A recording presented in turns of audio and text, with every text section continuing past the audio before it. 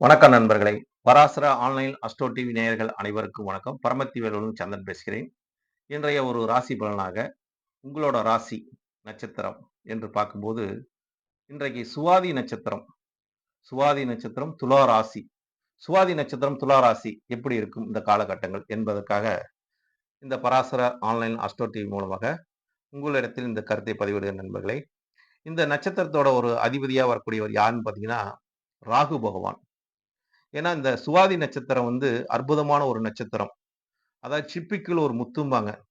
முத்து எடுக்கக்கூடிய ஒரு நட்சத்திரமும் இந்த சுவாதி நட்சத்திரம் தான். அதாவது இது காலதேவனுக்கு 7ஆம் இடத்தில் வரக்கூடிய ஒரு நட்சத்திரம். அது துலா ராசி சுக்கிரனோட வீட்டில் வரக்கூடிய ஒரு நட்சத்திரம். சனி பகவான் அங்க உச்சம் பெறக்கூடிய ஒரு நிலைப்பாடு. அதாவது ஆண், பெண் இணைவை கொடுக்கக்கூடிய ஒரு நட்சத்திரம். காம திரிகோணமாக வரக்கூடிய நட்சத்திரம். காம திரிகோணத்தை ஒரு முழுமையாக அனுபவிக்கக்கூடிய நட்சத்திரமே இந்த சுவாதி நட்சத்திரத்து அன்னைக்கு தான் நெறைய பேத்துக்கு பார்த்தீங்கன்னா, இந்த நட்சத்திரம் அன்னைக்கு ஒரு குழந்தை இல்லாதவங்களுக்கெல்லாம் இந்த நட்சத்திரத்து அன்னைக்கு இருவரும் ஒன்று சேரும்போது, அவங்களுக்கு குழந்தை பாக்கியத்தை ஏற்படுத்தக்கூடிய, கரு உருவாக்கக்கூடிய ஒரு தன்மையும் ஏற்படுத்தி கொடுக்கும். இருவருக்கும் மனம் ஒரு அண்டர்ஸ்டாண்டிங்கும், மன ஒற்றுமைக்கும், உடல் ரீதியான ஒற்றுமைக்கும் இந்த நட்சத்திரம் மிகப்பெரிய ஒரு பலத்தை கொடுக்கும் நட்சத்திரமாக இந்த சுவாதி முழுமையான ஒரு நட்சத்திரமாகும் நண்பர்களே. இது துலா ராசியில் வருகிறது. அப்ப இந்த நட்சத்திரத்துக்கு இந்த காலகட்டங்கள் எப்படி இருக்கும் என்பதற்காக ஒரு பதிவு. அப்ப இந்த சுவாதி நட்சத்திரம் என்பது ராகு பகவானோடது, சுக்கிர பகவானோட வீடு. அப்படி ராகு, சுக்கிரன் சேரும்போது இவங்க நினைப்பதை அடைவார்கள். நினைப்பதை ஒரு அடையக்கூடிய ஒரு வல்லமை படைத்தவர்களாக இந்த நட்சத்திரம் இருக்கும். இந்த நட்சத்திரத்துக்கு விருட்ச மரமாக வரக்கூடியது எதுன்னா மருத மரம். மருத மரம் இருக்குல்லயே ஒரு அபூர்வமான ஒரு மரம். இந்த மருத மரம். ஏன்னா இறந்த கால கருமாவை சொல்லக்கூடிய ஒரு தன்மை இந்த நட்சத்திரத்துக்கு உண்டுன்னா அது மருத மரம். இந்த மருத மரத்தை நீங்க பிறருக்கு வாங்கி கொடுப்பதும், இந்த மரத்தை நீங்க வழிபாடு செய்வதும், இந்த மருத மர கோயிலுக்கு ஏதாச்சும் நீங்க வெளியில ஏதாச்சும் ஒரு தோட்டத்துல நட்டு வைப்பதோ, இந்த மரம் உங்களுக்கு உங்க வம்சத்தை வளர்ச்சி பெற வைக்கும். வம்ச விருத்திக்கு இந்த மரம் உங்களுக்கு ஒரு உறுதுணை புரியும் நண்பர்களே. அதை மறந்து விடாதீர்கள். உங்களுக்கு ஒரு இந்த நட்சத்திரத்தோட ஒரு குணாதிசயத்தை பார்க்கும்போது, அதுக்குண்டான ஒரு மிருகத்த குடுப்பாங்க. ஒவ்வொரு நட்சத்திரத்துக்கும் ஒரு மிருகம் உண்டுன்னு வச்சுக்கங்களேன். அப்ப உங்க நட்சத்திரத்துக்கு ஒரு மிருகம் என்று பார்க்கும்போது பார்த்தீங்கன்னா, ஆண் எருமை. பெண் எருமை பால் குடுக்கும். ஆண் எருமை பால் குடுக்குமா? குடுக்காது. அப்ப ஆண் எருமை சுதந்திரமா செயல்படும். சுதந்திரமா செயல்படக்கூடிய ஒரு வல்லமை படைத்தவர். அதே மாரி இந்த நட்சத்திரத்தில் பிறந்தவர்கள் சுதந்திரமா செயல்படுவார்கள்.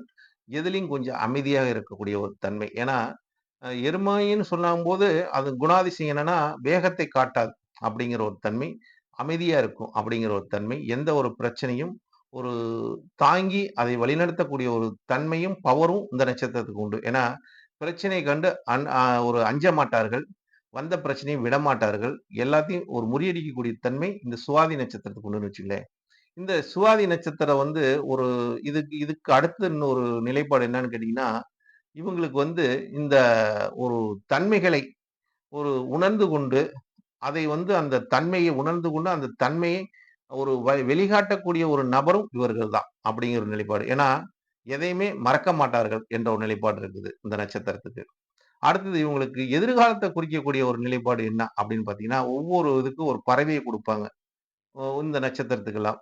உங்க நட்சத்திரத்துக்கு பறவை என்று பார்க்கும்போது, அந்த நட்சத்திரம் பார்க்கும்போது, அ அதாவது பறவை என்று சொல்லும்போது தேன், தேன் என்று சொல்லக்கூடிய ஒரு பூச்சி, தேன் பூச்சி.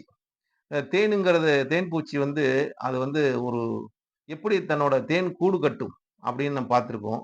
அந்த தேனோட கூட்டுல இருக்கிற தேனுக்கு எவ்வளவு ஒரு பெரிய ஒரு சக்திகள் உண்டு, ஒரு எனர்ஜிகள் உண்டு. பல நோய்களை தீர்க்கக்கூடிய வல்லமை தேனுக்கு உண்டுன்னு சொல்றாங்க. இப்ப உடல் ரொம்ப பெருசா இருக்கிறவங்க, உடல் ரொம்ப பாரம் வெயிட்டா இருக்கிறவங்கலாம், சுடுதண்ணீல தேன் கலந்து சாப்பிட்டா அவங்க உடம்பு இளைக்கும். அதே மாரி அவங்களோட வெயிட்டும் குறையும் அப்படின்னு சாஸ்திரம் சொல்லுது. அதே மாரி நடைமுறையில நெறைய பேத்துக்கு இது சாத்தியமாகுது அப்படிங்கிற ஒரு தன்மை, மருத்துவ குணமும் அதுல இருக்குது. அப்ப அந்த தேன் ஈ, அந்த தேனீக்கு அந்த அளவுக்கு வலிமை உண்டு. அதே மாரி இது தேனை எப்படி சேமிக்கும் என்பது நிலைப்பாடெல்லாம் பார்க்கும்போது, ஒரு மலையில தான் போய் கட்டும், ஒரு மரத்துல போய் கட்டும். இது கட்டக்கூடிய இடமே யாருமே அவ்வள எளிதில் எடுத்துற முடியாது அப்படிங்கிற ஒரு தன்மையை, தேன் பக்கத்தில் அந்த ஈ பக்கத்துல யாரும் முடியாது. போனாலும் அந்த நிலைப்பாடு பார்த்தீங்கன்னு வச்சுக்கங்க, அந்த ஈ கடித்து விடும். அப்படிங்கிற ஒரு உணர்வு தன்மை அதுக்கு உண்டுன்னு வச்சுங்களேன். அப்ப உங்களுக்கு அதிதேவதையா அடுத்து வரக்கூடியது பார்த்தீங்கன்னு வச்சுக்கங்களேன், அதிர்ஷ்ட தரத்த தரக்கூடியது, வழிபாடு செய்யக்கூடியது, உங்களுக்கு அதிதேவதையா வரக்கூடியது எதுன்னு பார்த்தீங்கன்னா, நரசிம்மர். அதாவது நரசிம்மர் நாமக்கல் பக்கத்துல இவரோட ஸ்தலம் இருக்குது. நரசிம்மர் வழிபாடு செய்வது மிகப்பெரிய ஒரு வரப்பிரசாதம். மிகப்பெரிய ஒரு வெற்றி தரும் உங்களுக்கு. அதாவது எந்த ஒரு பிரச்சனைக்கும் ஒரு சொல்யூஷனையாக உங்களுக்கு வெற்றி தரக்கூடியது நரசிம்மர் வழிபாடு. அப்ப இந்த தெய்வத்த நீங்க வழிபட வழிபட உங்களுக்கு வெற்றி நிச்சயம் நண்பர்களே. இதை நீங்க உணர்ந்து செயல்படுங்க. அதுமாரி வெற்றி சின்னமாக வரும்போது சக்கரம். அதாவது சக்கரம்னா என்ன சக்கரம்? அப்படின்னு அது சக்கரம்னா வண்டி சக்கரம் இருக்குது, பஸ் சக்கரம் இருக்குது, ட்ரெயினுக்கு கூட சக்கரம் இருக்குது. எல்லாத்துக்கும் சக்கரம் இருக்குது. கட்ட வண்டிக்கு சக்கரம் இருக்குது அப்படின்னு பார்த்தா, இது வந்து குயவர்கள் செய்யக்கூடிய அந்த மண்பாண்டங்கள்லாம் செய்வாங்க. பானையெல்லாம் செய்வாங்க. அந்த சுத்தி விட்டு செஞ்சு அந்த பானை சிற்பத்த மண்ணிலேயே வந்து வடிவமைக்கக்கூடிய ஒரு தன்மை அந்த சக்கரம். அந்த சக்கரம் வந்து உங்களுக்கு அதிர்ஷ்டத்தை தரும் நண்பர்களே. அது குயவர்களுக்கு இது வந்து ஒரு தொழிலாக அமையக்கூடிய ஒரு தன்மை. அத வச்சு தான் அவங்க ஜீவனமே நடத்துவாங்க. இத வச்சு தான் நெறைய பேர் வந்து சிற்பங்கள், சிலைகள் எல்லாம் செய்யக்கூடிய ஒரு தன்மை. இது இந்த இந்த மண்ணுல தான் அந்த சக்கரத்த சுத்தி சுத்தி இத செய்வாங்க. அதெல்லாம் நான் ஒரு அன்னைக்கு அந்த விஞ்ஞானங்கள் இல்லாத ஒரு காலத்தில், கை விஞ்ஞானத்தின் மூலமாக நம் மனிதர்கள் செய்த அற்புதமான ஒரு கலைப்பாடுகளா அதுல இருக்குது. அத நம்ம மறக்க முடியாது. அப்படிங்கிற மாரி மலர் என்று பார்க்கும்போது உங்களுக்கு மந்தாரை, மந்தாரை மலர். மந்தாரை மலர்ங்கிறது ஒரு விதமான வயலட் கலர்ல வரும்னு வச்சுக்கங்களேன். பூ ஒயிட்டும் அந்த வயலட்டும் கலந்த மாரி மந்தாரை மலர் வரும். இந்த மலர் வந்து உங்களுக்கு வந்து ஒரு நீங்க ராகு பகவான் நட்சத்திரத்தில் பிறந்திருக்கனால, ராகு பகவான் வழிபாடுக்கு இந்த மலரை நீங்க பயன்படுத்திக்கலாம். உங்களுக்கு ஒரு சிறப்பை தரும் நண்பர்களே. இந்த மாரி ஒவ்வொரு இதுக்கும் உங்களுக்கும் இந்த தீபம் வழிபாடு, தீபம் ஏத்தி வழிபடும்போது ஏன்னா, இந்த நட்சத்திரமே ராகுவோட நட்சத்திரங்கனால, ஒளி தன்மை இல்லாத ஒரு நட்சத்திரம். அப்போ ஒளியேற்றி நீங்க வழிபாடு செய்யும்போது, உங்க மனசு பிரகாசம் அடையும். என்ற ஒரு நிலைப்பாடு இருக்குது. அப்ப இந்த துலா ராசிக்கும், சுவாதி நட்சத்திரத்துக்கும் இன்றைய காலகட்டங்கள் பூர்வ புண்ணியத்தில் சனி பகவான் ஆட்சி பெற்றிருப்பது மிகப்பெரிய ஒரு பூர்வ புண்ணியத்துக்கு பலத்தை உண்டாக்குது. உங்கள் பூர்வ புண்ணியம் குலதெய்வம் என்று ஒரு காவல் தெய்வமாக இருக்கக்கூடிய ஒரு தன்மை இருக்கனால, அந்த காவல் தெய்வத்தை நீங்க வணங்க வணங்க, உங்களுக்கு இருக்கிற ஒரு தடைகளும், தாமதங்களும் அந்த நிலைப்பாடுகளை உணர்த்தக்கூடிய ஒரு தன்மையும், அதே மாரி உங்களுக்கு சனி பகவானே 5ஆம் இடத்துல ஆட்சி பெற்றிருப்பது ஒரு சிறப்பு. அதே மாரி 6ஆம் இடத்துல ராகு பகவான் உங்க நட்சத்திராதிபதி 6ல் இருப்பது, உங்களுக்கு இருக்கிற ஒரு பிரச்சனைகளை முறியடிக்கக்கூடிய தன்மை காலகட்டமும், பிரச்சனையிலிருந்து வெல்லக்கூடிய தன்மையும், உங்களுக்கு கடன் இது சுமைகள்லாம் அதிகம் இருந்தாலும், கடன் வாங்கியிருந்தா இந்த காலகட்டத்திலலாம் கட்டக்கூடிய ஒரு தன்மையும், எதிரியிடத்திலிருந்து உங்களை நீங்க காத்துக்கொள்ளும் தன்மையும், இந்த நட்சத்திரம் வழிபாடு மிக சிறப்பை தரும். அதே மாரி உங்களுக்கு ராகு பகவானும் ஒரு சிறப்பை தருவார் நண்பர்களே. அதனால இந்த காலகட்டம் கோச்சார் ரீதியா உங்களுக்கு கிரகங்கள் அனுகூலமாக இருக்குது. எதிரி என்று சொல்லக்கூடியவர் யாருன்னு பார்த்தீங்கன்னா, உங்களுக்கு முதல் தரமான எதிரி அப்படின்னு பார்த்தீங்கன்னா, குரு பகவான் தான். இப்ப குரு பகவான் வீட்டிலேயே ராகு இருக்கார். அப்ப எதிரியை நீங்க வெல்லக்கூடிய ஆற்றல் உங்களுக்கு உண்டு அப்படின்னு எடுத்துக்கலாம். அப்ப குரு பகவான் எங்க போயிருக்காருன்னு பார்த்தீங்கன்னா, கரெக்ட்டா உங்களுக்கு ராசிக்கு 8ஆம் இடத்துல போய் மறைஞ்சுட்டார். அப்ப எதிரி மறைஞ்சுட்டார். எதிரினால உங்களுக்கு வந்து ஒரு பிரச்சனை வராது அப்படின்னு சொல்லலாம். எதிரி மறைஞ்சுட்டாரு. எதிரினால ஒரு பிரச்சனையும் இல்ல அப்படிங்கிற ஒரு தன்மை இந்த ராசிக்கு இந்த காலகட்டங்கள் உணர்த்துது நண்பர்களே. அப்ப துலா ராசிக்காரங்களுக்கு சுவாதி நட்சத்திரத்தில் பிறந்தவங்களுக்கு இப்ப கோச்சார் ரீதியா இந்த ஓராண்டு காலங்கள் பார்க்கும்போது, உங்களுக்கு இந்த குரோதி குரோதியோட வருடம் உங்களுக்கு சிறப்பான ஒரு வருடமாக இருக்கும். ஏன்னா, இந்த குரோதி வருடமே ஒரு பிரச்சனையை உண்டாக்கக்கூடிய வருடம், கலகத்தை ஏற்படுத்த வருடமாக இருக்கிறதுனால், இந்த வருடத்தில் உங்களுக்கு அந்த பிரச்சனையெல்லாம் முறியடிக்கக்கூடிய தன்மையும், உங்களுக்கு வரக்கூடிய பிரச்சனையை நீங்க வெல்லக்கூடிய ஆற்றலும் இந்த நட்சத்திரக்காரங்களுக்கு மேலோங்கி இருக்குது. அதே மாரி இந்த நட்சத்திரத்துக்கு வழிபாடு என்பது நரசிம்மர சொல்லிட்டேன். அதே மாரி இதோட உங்களுக்கு ஒரு பாக்கியத்த அருளக்கூடிய தெய்வம் எதுன்னு பார்த்தீங்கன்னா, பெருமாள். அப்ப பெருமாள நீங்க வழிபடும்போது, இன்னும் உங்களுக்கு ஒரு சிறப்பை தரும். நரசிம்மரே ஒரு பெருமாள் தான். ஆனா, இந்த புதன் வந்து பாக்கியத்துக்கு வரக்கூடிய ஒரு கிரகம் உங்களுக்கு. புதன் பகவான் வந்து ஒரு பாக்கியத்துக்கு வரக்கூடிய அப்ப உங்களை காக்கக்கூடிய தெய்வம் காவல் தெய்வமா இருக்கிறதுனால, உங்களுக்கு அதிர்ஷ்டத்த தரக்கூடிய ஒரு தெய்வமாக பெருமாள் வருகிறார். அப்ப பெருமாள் வந்து நின்னு கொண்டு காட்சி அளிக்கக்கூடிய ஒரு பெருமாள் என்று சொல்லக்கூடியது.